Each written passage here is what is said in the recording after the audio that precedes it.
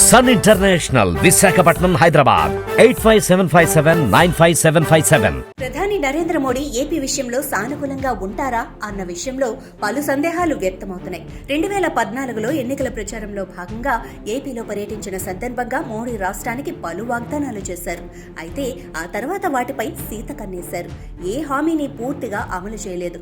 రాజధాని Amaravati, Polavaram project, Visakha railway zone, ఇలా ఏ విషయాన్ని తీసుకున్నా ఏపీకి సహకారం అందించే విషయంలో అప్పటి మోడీ సర్కార్ ముందుకు రాలేదు. ప్రత్యేక హోదా ముగిసిన అంశమని చెబుతూ ప్రత్యేక ఆర్థిక ప్యాకేజీని తెరపైకి తీసుకువచ్చింది. దానికి పలు కొర్రీలు వేసింది. అప్పట్లో మోడీ సర్కార్ తీరు వల్లే తెలుగుదేశం ఎన్డీఏ కూటమి నుంచి బయటకు వచ్చింది అనటంలో సందేహం లేదు.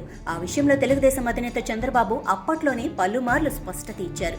మోడీ సర్కార్ విధానాలతో కాదు, ఏపీ ప్రయోజనాల పట్ల ఆ ప్రభుత్వ తీరుతోనే తమ పేచీ అని పలు సందర్భాల్లో చెప్పారు.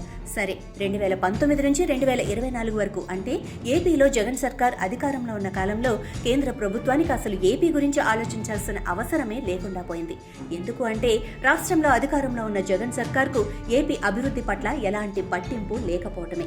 ఎంతసేపు నిబంధనలతో పని లేకుండా, అప్పులకు అనుమతి, ముఖ్యమంత్రి జగన్ అక్రమాస్తుల కేసుల విచారణ వేగం పుంజుకోకుండా ఉండేలా కేంద్రం సహకారం అందితే చాలు అన్నట్లుగానే జగన్ 5 ఏళ్ల పాలన సాగింది.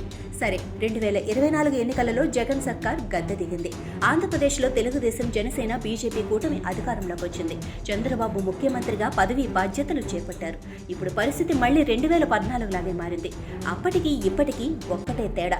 అప్పట్లో కేంద్రంలో బీజేపీకి ఎన్డీఏ భాగస్వామ్య పక్షాల మద్దతుతో సంబంధం లేకుండా సొంతంగా ప్రభుత్వాన్ని ఏర్పాటు చేయడానికి అవసరమైన సంఖ్యాబలం ఉంది. ఇప్పుడు అది లేదు. అంతేకాకుండా బీజేపీ తర్వాత ఎన్డీఏ కూటమిలో సంఖ్యాబలం ఎక్కువ ఉన్న పార్టీ తెలుగుదేశం. దీంతో చంద్రబాబు మాటకు మోడీ అనివార్యంగా విలువనివ్వాల్సిన పరిస్థితి ఉంది. అయితే మోడీ నైజం తెలిసిన వారెవ్వరూ ఆయన ఆ కారణంతో ఆంధ్రప్రదేశ్కు ప్రాధాన్యత ఇస్తారని విశ్వసించడం లేదు. గతంలో చెప్పిన సాకులతోనే ఈసారి కూడా రాష్ట్రానికి మొండిచేయి చూపించే అవకాశాలే ఎక్కువ ఉన్నాయని విశ్లేషిస్తున్నారు. ఎన్డీఏలో ఏపీలోని కూటమి ప్రభుత్వం కూడా భాగస్వామ్య పక్షమే అయినా ఏపీ అభివృద్ధికి సహకార విషయంలో మోడీ ఏమంత చొరవగా వ్యవహరించారన్న భావనే రాజకీయ వర్గాలలో వ్యక్తమవుతోంది. అమరావతి, పోలవరం పూర్తి చేయాలని చంద్రబాబు కల. కానీ ప్రస్తుత పరిస్థితుల్లో కేంద్రం వాటిని పూర్తి చేయడానికి కావలసిన నిధులు ఇస్తుందా అనేది అనుమానమే. ఇప్పటికీ చంద్రబాబు 2 సార్లు ఢిల్లీ వెళ్లి పీఎం మంత్రులను కలిసి రాష్ట్ర పరిస్థితిని కూలంకుషంగా వివరించారు. ఆర్థిక సాయం అందించాలని, బడ్జెట్లో ఏపీకి ప్రత్యేక వరాలు కల్పించాలని ఆర్థిక మంత్రికి విన్నవించారు. రెండోసారి ఢిల్లీ వెళ్లినప్పుడు బాబు అమిత్ షాను మాత్రమే కలిసి వచ్చారు. ఆయనతో ఆర్థిక విషయాలను చర్చించారని వార్తలు వచ్చాయి. బీహార్లో ప్రతిపక్షం ఆర్జేడీ హోదాపై ఒత్తిడి చేస్తుంది. ఏపీలో జగన్ ఒకసారి ప్రస్తావించారు కానీ పెద్దగా ఒత్తిడి లేదు. వామపక్షాలు, కాంగ్రెస్ ఒత్తిడి ఉంది కానీ వారికి బలం లేదు, కావున పట్టించుకోవటం లేదు. నీతి ఆయోగ్ హోదా ఇవ్వవద్దని సిఫార్సు చేసిందని గతంలో బీజేపీ నాయకులు చెప్పారు.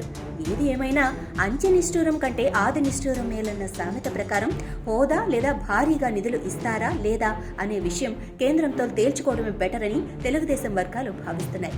అలాగే బీజేపీతో, మోడీతో సత్సంబంధాలు ఉన్న డిప్యూటీ సీఎం పవన్ కళ్యాణ్ కూడా నిధులు రాబట్టడానికి తన వంతు కృషి చేయాల్సింది. బాబు ఎంపీలతో పార్లమెంటులో కూడా అవకాశం వచ్చినప్పుడల్లా రాష్ట్ర పరిస్థితి ప్రస్తావిస్తూ నిధులు వచ్చేలా చూడాలని సూచించారు. మొత్తం మీద ఏపీ విషయంలో బీజేపీ కర్ర వెరగొద్దు, పాము చావద్దన్న చందంగా వ్యవహరిస్తుందని అప్పుడే విమర్శలు మొదలయ్యాయి. బీజేపీ నాయకులు చేస్తున్న ప్రకటనలు, వ్యాఖ్యలు చూస్తుంటే ఏపీ సహకార విషయంలో కేంద్రం నుంచి పెద్దగా ఆశలు పెట్టుకోవడానికి అవకాశం లేదన్న చందంగా ఉంటున్నాయి. ఇప్పటికీ ఓ కేంద్ర మంత్రి ఏపీకి ప్రత్యేక హోదా అంశం అసలు కేంద్రం పరిశీలనలోనే లేదని చెప్పారు.